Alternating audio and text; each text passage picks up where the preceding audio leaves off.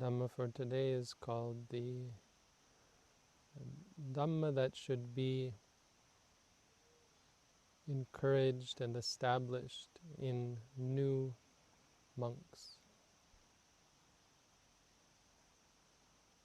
Dhammas that should be impressed especially upon newcomers to the Buddha Sasana, those who have newly taken on the role of followers of the Buddha, specifically those who have ordained in the Buddha's teaching. But like the Buddha, like many of the Buddha's teachings, it can easily be adapted to, for example, those who come to a meditation center to do a meditation course. Those who have newly come to do a meditation course have certain things that they should focus on, more so than those who are experienced, who don't need to be reminded so much of these things or instructed on these things so frequently.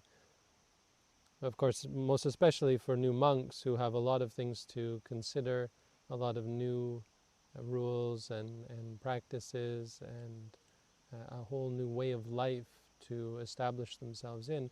What are the things that they should be reminded of as newcomers? And you could even extrapolate this to consider those who are newcomers to Buddhism in general, thinking specifically of those who perhaps watch some YouTube videos and consider to begin to practice meditation, like for example through the at-home course that we teach.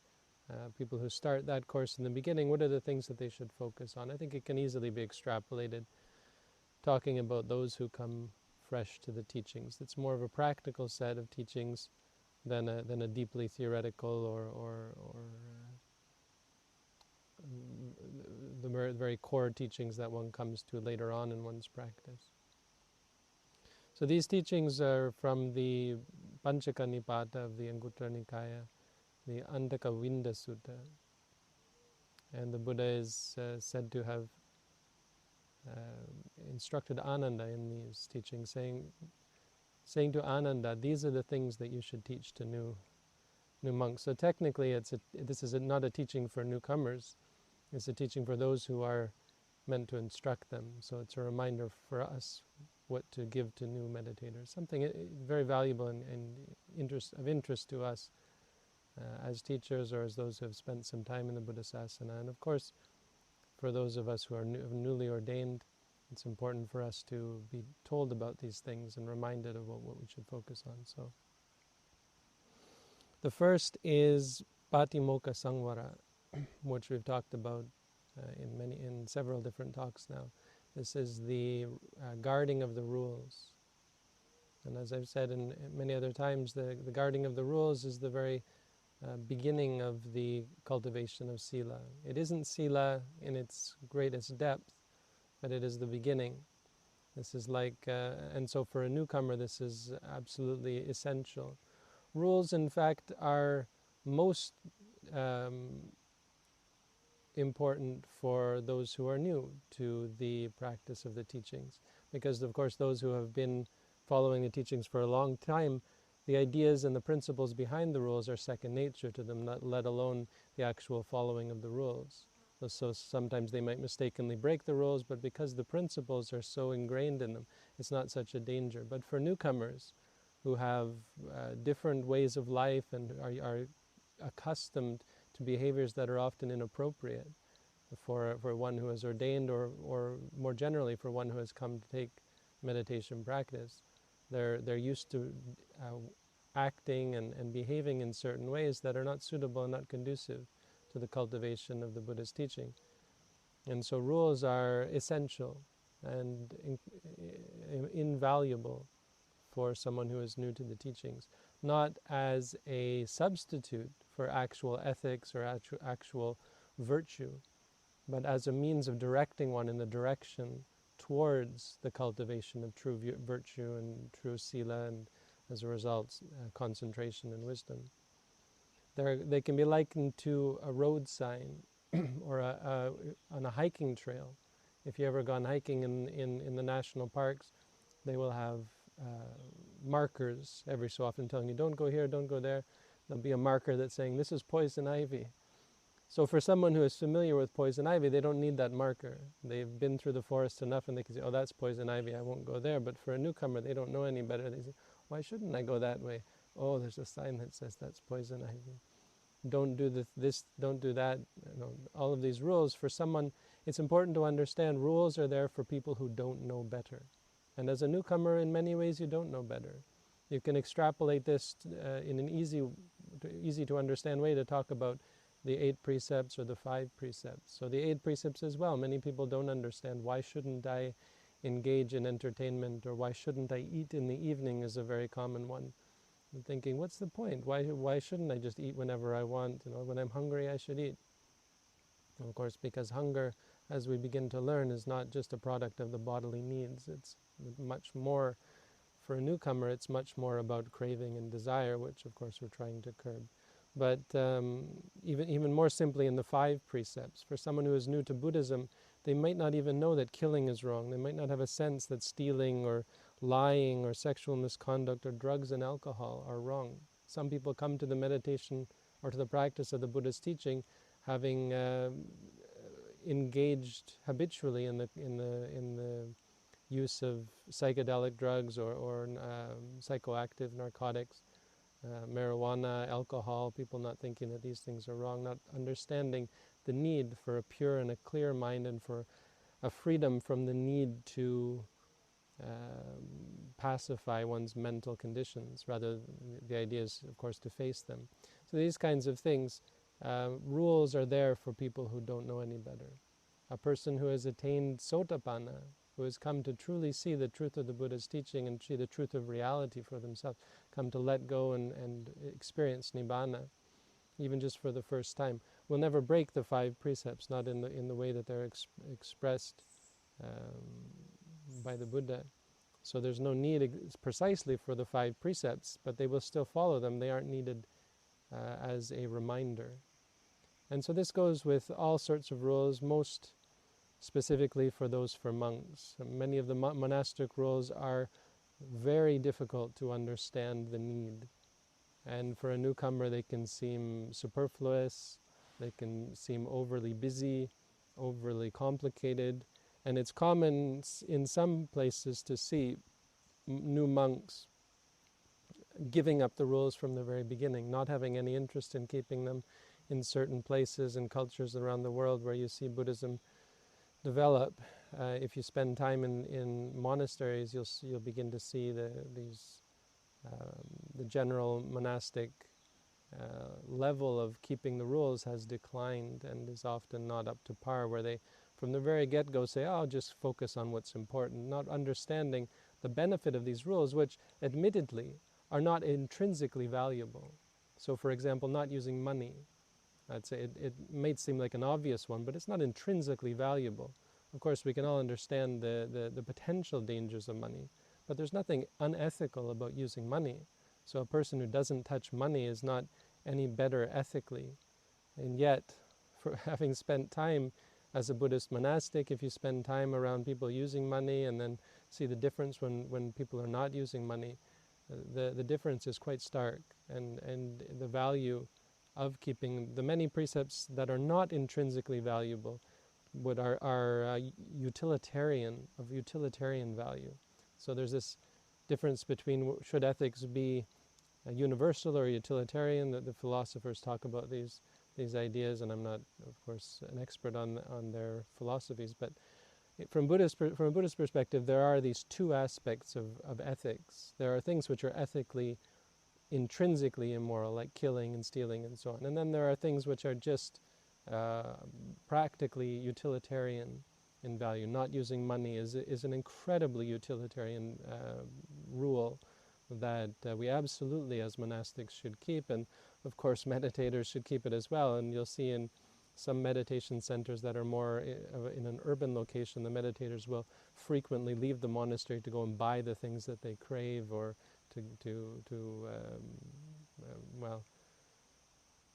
relieve themselves of their burden of desire, rather than facing it, rather than learning to let it go, and so on. There are so many rules of the monastics. So keeping the precepts is a very important thing to impress upon new monks. It's there are many rules that you won't understand, and as I said, even the 5 and the 8 precepts are hard to understand for a newcomer.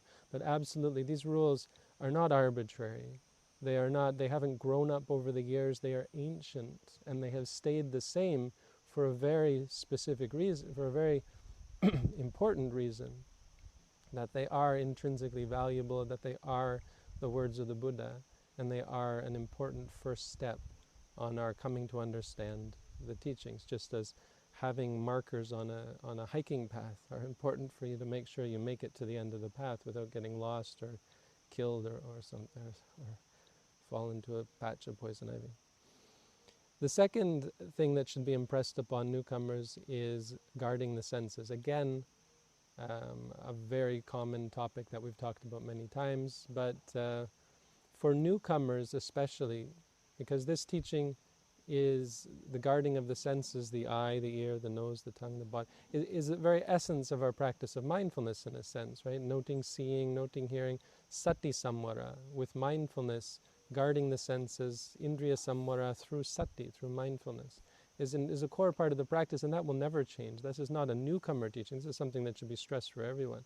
But for newcomers, there are more worldly means or worldly aspects to this, that it's not just with sati, it's with sila, in the sense of taking it as a rule of conduct. For example, guarding the eye by not looking. Now, guarding the eye by not looking is not mindfulness. It's not the answer. It's not the solution. But for a new monk or a newcomer in meditation, not looking is very valuable. When you look, you like, or you dislike, or you react, or you judge, or this or that. So many things come up. It's very difficult for you to even learn to be mindful when there's so many things going through your mind being processed, which are as a result of seeing so much. So for a new meditator, and even more stressed for a new monk, you should always be with downcast eyes, looking at what's only necessary, looking at what is relevant to your task at hand, rather than looking to see what others are doing, what's going on here, what's going on there. There are even rules about it. When a monk goes into the village, absolutely, when they go into an urban area, they should keep their eyes downcast. Don't go looking around, don't go distracted by the world around. And so the same goes for the other senses. Hearing, don't go out of your way to try to hear things. Of course, you can't close the ears, but and you shouldn't. For the benefit of mindfulness, you shouldn't take these too seriously. I know there are some meditators who try to wear earplugs, and it's not that valuable that you should stress the importance of not hearing things, because eventually you have to face these things, and going out of your way to block the ears to not hear anything is not the right practice. But don't go out of your way to try to hear this or hear that. Is valuable. Smelling, tasting. Tasting is another big one that you can say is important for new monks. Guarding with mindfulness absolutely is something that everyone should undertake, but for new monks you can also guard your taste by not going for foods that would normally please you. For an advanced meditator, they would just take a little bit of everything, not be concerned about the food, maybe think about what is good for their health because they know that they can't eat certain things. That's allowed, that's not wrong. But certainly for a new meditator, they might think, oh, that's something I really enjoy. I will not have that because I know it's very difficult for me to be mindful when I eat this or eat that, that sort of thing. For feelings, try to not use too much luxury. For a newcomer, it can be a real danger if we use luxurious beds and seats. So guarding the senses in this way. For a newcomer, mostly is about guarding what you see and guarding what you eat. These are the two that I can think of that are very important for newcomers to be aware of, because it's where the defilements can most commonly arise. And there's something you can do about it. Don't look at it, and just be careful about what you eat so that you eat simple. Try to eat mixing the food up. Like a new monk should eat in their bowl, and there's this value added to having a bowl in the fact that you can mix your food up and not have to be too concerned with the taste, the individual tastes. The third thing that should be impressed upon newcomers is basa paryanta, the limitation of speech.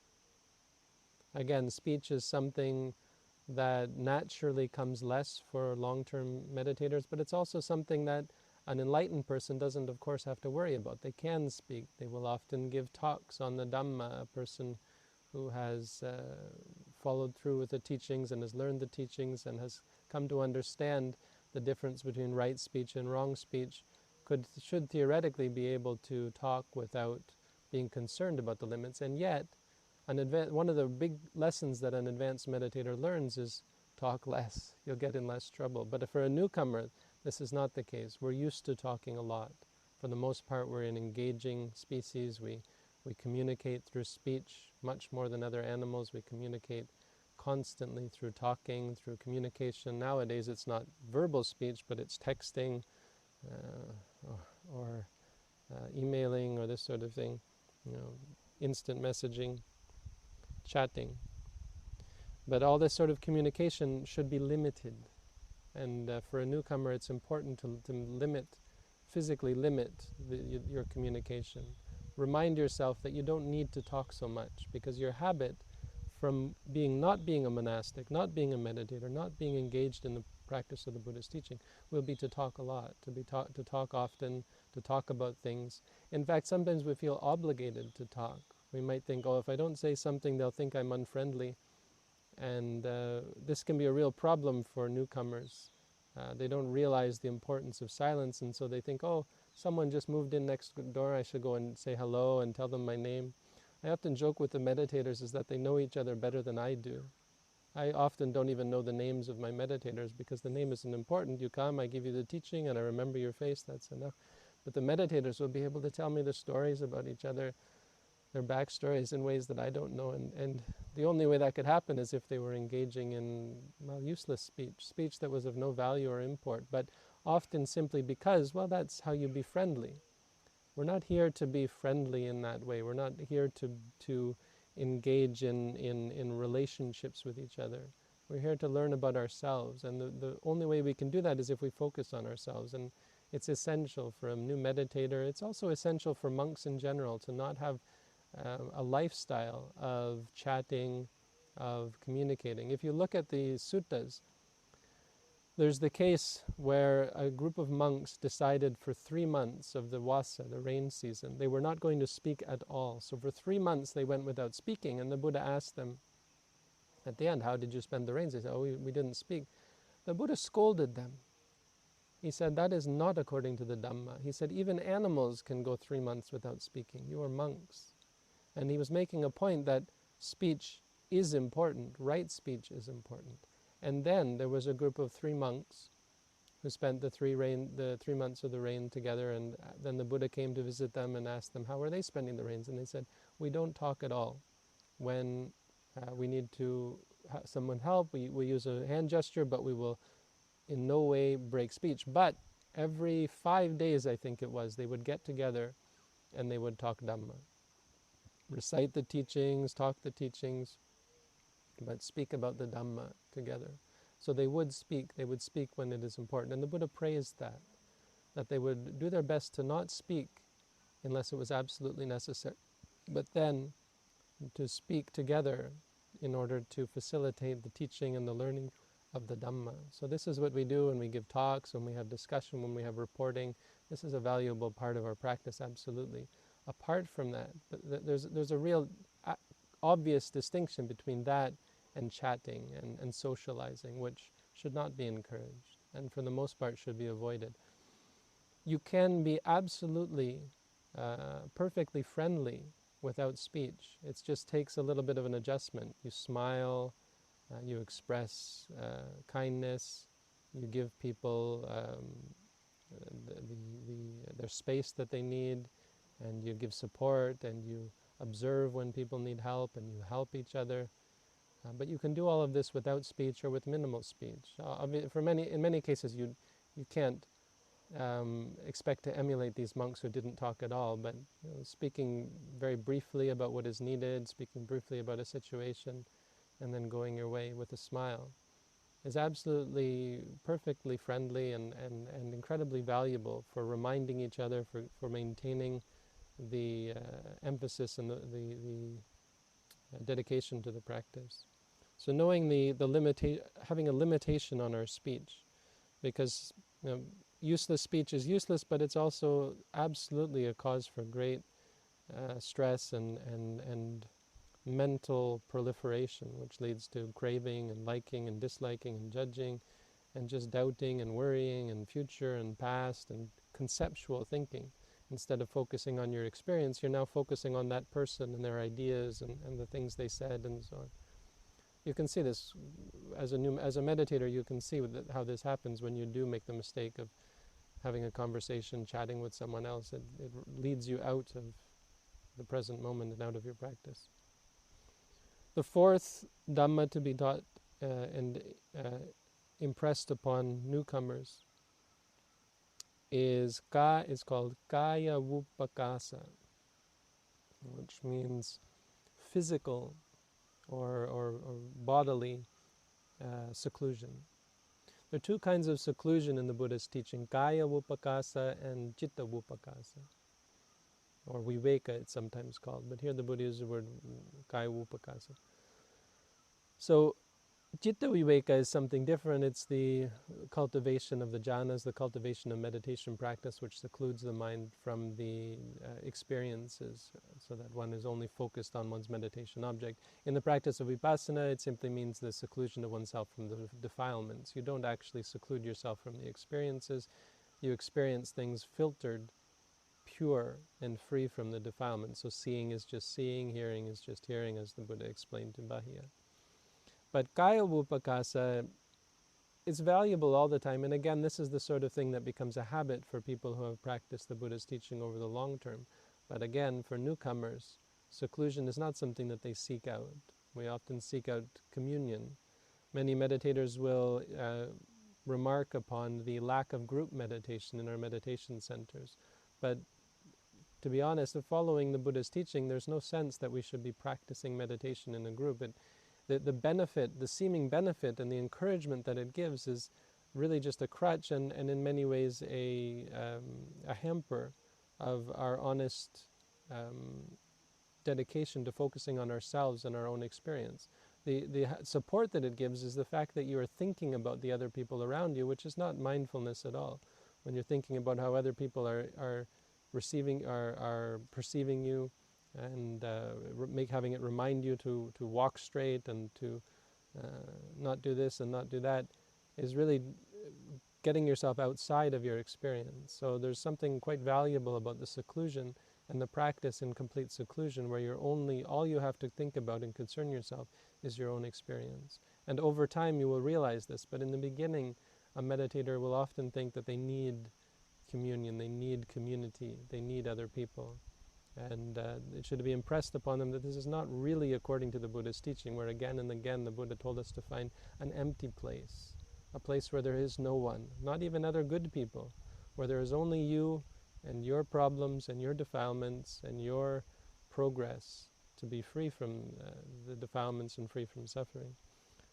The Buddha again and again taught us seclusion of the body for the purpose of seclusion of the mind, that our minds should become pure and focused only on experience just as it is. The fifth Dhamma to be impressed upon new people is Sammaditthi, right view. Again, in one sense, absolutely something that everyone, new or old, has to be concerned with. Right view is really the essence of the Buddha's teaching in some ways. The right view at its core means the understanding of the Four Noble Truths. And so this is absolutely what we're aiming for. Every moment of our practice is dedicated to the ultimate goal of seeing for ourselves the Four Noble Truths, which is the truth of suffering, the truth of the cause of suffering, the cessation of suffering, and the path which leads to the cessation of suffering, as we've already gone through, of course. But for newcomers, to start with, it's important to impress upon the importance of right view. It's important to impress upon them that they may not have right view. It's important to understand as a newcomer that you are coming with your own views. You are coming from a lifestyle that was not monastic and may not have been according in line with the Buddha's teaching at all. So someone who is a newcomer to Buddhism should not try to interpret Buddhism through their own views. They should appreciate that they may have views that are not the views of the Buddha. And even though it may resonate with them, they may reinterpret the Buddha's teaching in a way that goes against the actual Buddha's teaching, the Buddha's intention in providing the teachings. So people will be caught up in greed, caught up in anger, caught up in delusion, and without realizing it will fall back on habits and patterns which are based on defilement, which reinterpret the Buddha's teaching to water it down or to mix it with worldly ambitions and worldly goals or worldly attachments. Like the idea of getting caught up in the world, using the Buddha's teaching to fix the world in this way or that way, or fix one's life in a worldly sense. And so the first thing to be impressed is that it's important to spend time and to take as part of your practice and be open to the adjustment of views. But more intrinsically, it has to be taught, or newcomers have to be taught right view as an important part of their practice. And in this sense, it means not the right view that they will eventually come to teach themselves. This doesn't mean you teach someone the Four Noble Truths and then they become enlightened through that teaching.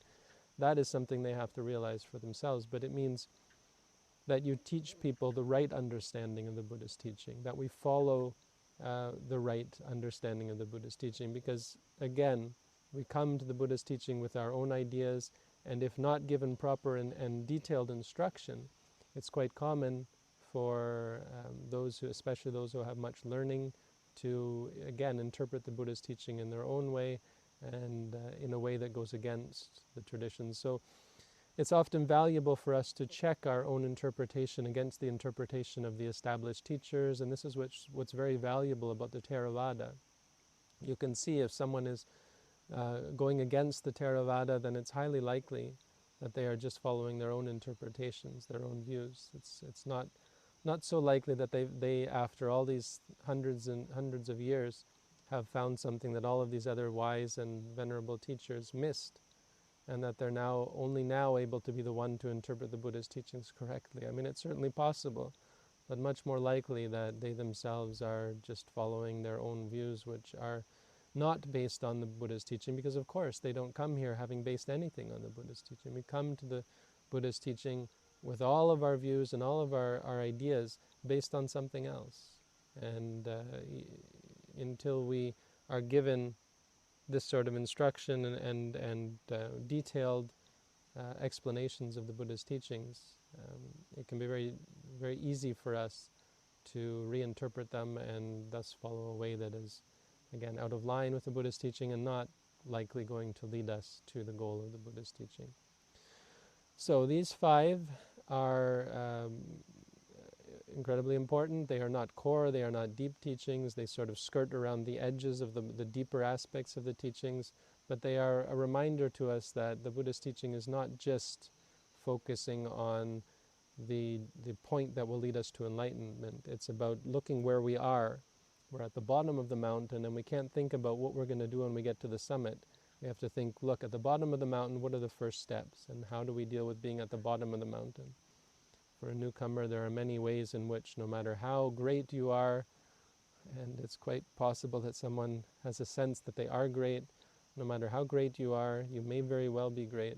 There are going to be ways in which the Buddha's teaching is new to you. And it's important we understand that our practice of the Buddha's teaching will, by its very nature, teach us things that we do not yet know in any way, that are unfamiliar to us, and we are going to be surprised by them. It is going to be a real and deep change in the way we look at things.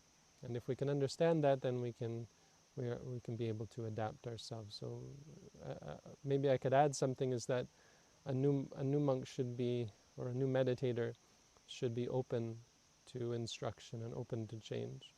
And the Buddha has said this in other places, that though these are the teachings that one should impress upon new monks, it's the duty of new monks and new meditators to allow them to themselves to be instructed and to be able to follow the teachings.